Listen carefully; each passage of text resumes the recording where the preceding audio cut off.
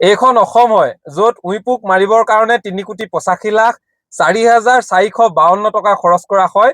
নতুন বিধানসভাৰ যি ভৱন, এই ভৱনটোত উইপুক মাৰিবৰ কাৰণে বা উইপুকৰ প্ৰতিৰোধ কৰিবৰ কাৰণে ৩,85,৪,৪৫২ টকা খৰচ কৰা হৈছে। আৰু সেই সময়ত অধ্যক্ষ হৈ আছিলে বিশ্বজিৎ দৈমাৰী। এতিয়া শুনি এইটোৱে আচৰিত লাগিছে, গুৱাহাটীৰ গোটেই উইপুক খিনি হয়তো তাতেই আছিলে আৰু গোটেই উইপুক খিনি মাৰিবৰ কাৰণে তেওঁলোকে ইমান টকা ব্যয় কৰিব লগা হ'ল।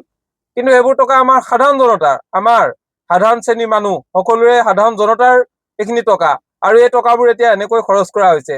এয়ে বৰ আচৰিত লাগিছে। আচলতে আমাৰ এই নেতাসকলে কেনেকুৱা ভাবি, কি চিন্তাধাৰাৰে তেওঁলোকে হয়তো কি বনাম বুলি ভাবিছে অসমক বুজা নাই।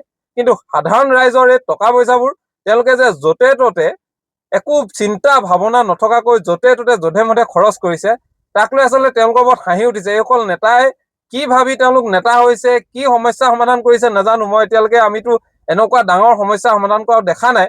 কিন্তু এটা বিধানসভা ভৱনৰ উইপুক প্ৰতিৰোধ কৰিবৰ কাৰণে ৩,85,৪,৪৫২ টকা খৰচ কৰাটো এইটো কম বাৰু ডাঙৰ কথা নহয় নে? মোৰ এতিয়া এইটো শুনি হাঁহিও উঠিছে, দুখো লাগিছে। আমাৰ নেতাসকলৰ কি অৱস্থা, এইটো আপোনালোকে কি ভাবিছে মই নাজানো। কিন্তু